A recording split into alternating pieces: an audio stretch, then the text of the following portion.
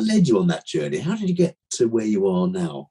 Yeah, it's an interesting one, and when you look back on it, it is a bit strange. So I was quite badly bullied at school, so I got beaten up and had all of my stuff stolen quite a lot. So when I was in about the third or fourth year, I found my own solution for this. I didn't go.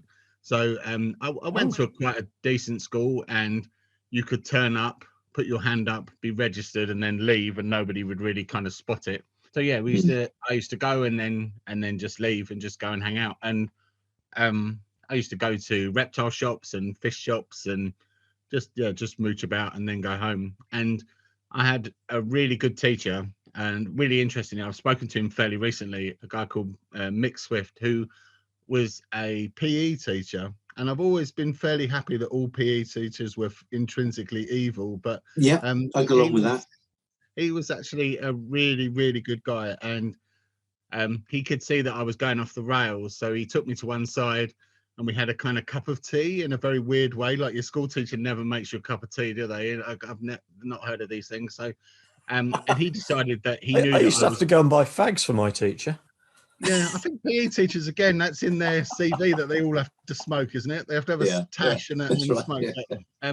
Go on. But he decided that he could see that I was going to get in trouble, and he just said to me, "I want to help you. Why don't you just find something you actually might want to do as a job, and then we'll release you from school one day a week."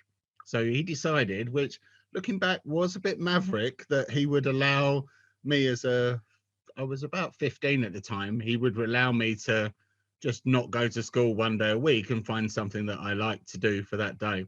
And looking back, what a cool I think guy. he probably was the person that set me on the path. So I decided I'd kept reptiles since I was 10. So I'd had snakes and lizards and things since I was 10.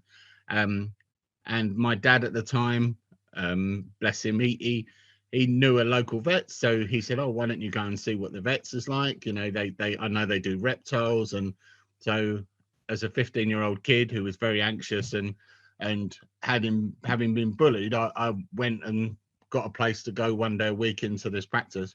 And to start with, it was terrifying. They made me wear a shirt and tie, and I had to kind of watch and kind of observe. And then I'd never heard of veterinary nursing. And then I saw the veterinary nurses and was blown away by how good they were. You know, they just did amazing stuff, and it was really, just thought they were incredible. They just did such cool things, and I just wanted to do it.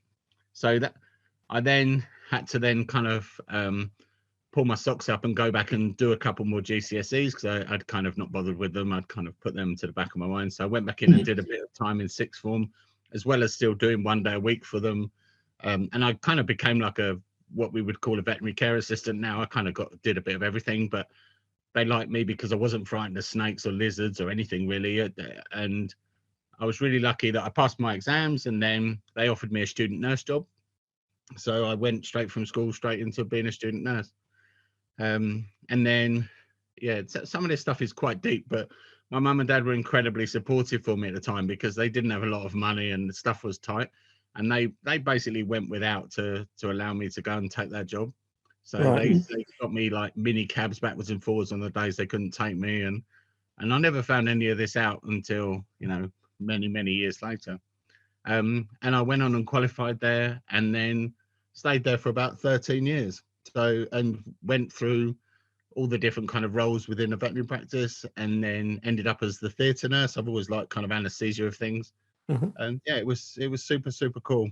And about 10 years after I was at that practice, my dad gave me in a frame my first ever wage slip. So he'd kept that for 10 years and put it in a little frame. Amazing. Yeah, super cool.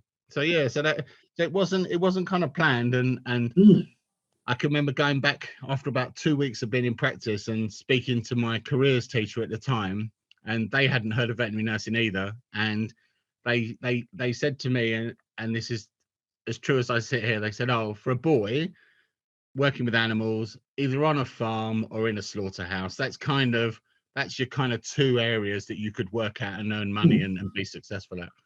So yeah, that's kind of terrifying.